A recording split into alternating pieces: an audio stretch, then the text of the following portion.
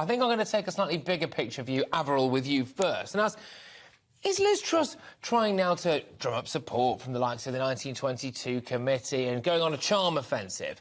Is that an admittance of weakness or just good leadership? I might have a particular view about Liz Truss. If we're talking about leadership in general, being consultative, listening, but being decisive, those are good marks of leadership. Old-fashioned leadership is likely to be autocratic, all-knowing, and not listen to anybody else. That's not modern leadership.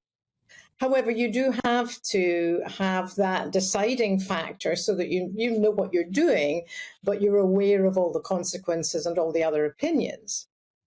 Few of us are very good at listening. We do tend to only listen to people who are in our own echo chamber, so we never get a view different from our own.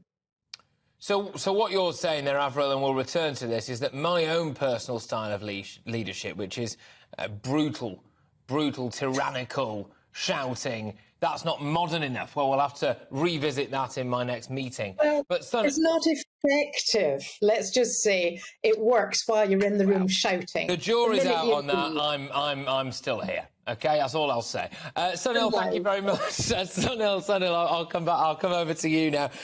Look, is this good leadership from Liz Truss? She's going on this charm offensive. Do you think people need to fall into line, because potentially some of these Tories need whipping into shape? I think so. I think some of the MPs, they need to understand how democracy actually works. You elect a leader, you let them govern, you let them make decisions that sometimes even us as a people, other politicians, are not happy with, and you make decisions that are better in the long term, not just focus on the short term.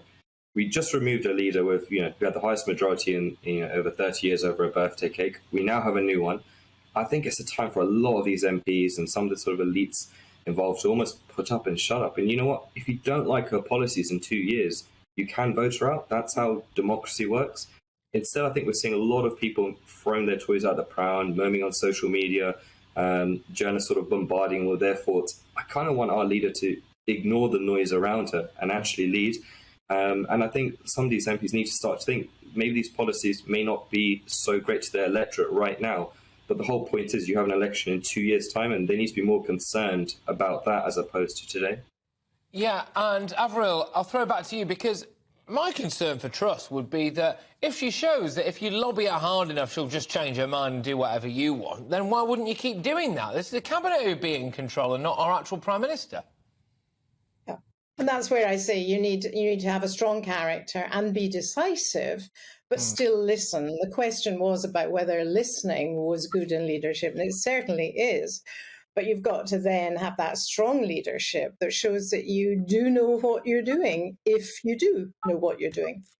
I suppose then, Sunil, that's the question, isn't it? It's all very well and good being decisive, but you have to make the right decisions. And has Liz Truss made the right decisions so far? I think she has. I think on the tax cuts, it made sense in terms of she's looking to centre around sort of wealth creation as opposed to wealth redistribution. I think she could definitely do a better job in terms of PR and maybe marketing this towards people, maybe some of the MPs there. But in essence, it makes sense that some of the benefit stuff that we're looking at, I mean, last year we saw benefit fraud double. It was 8.6 billion. Maybe some of that stuff she could be talking about a bit more, as opposed to just, maybe I don't know what her approach has been with the MPs, but certainly to the public, maybe a bit more explanation would be better. Avril, if you're just not a good orator, there you go, Freudian slip. If you're not a good orator and you're not particularly charismatic behind the scenes, realistically, that's not great for leadership, is it?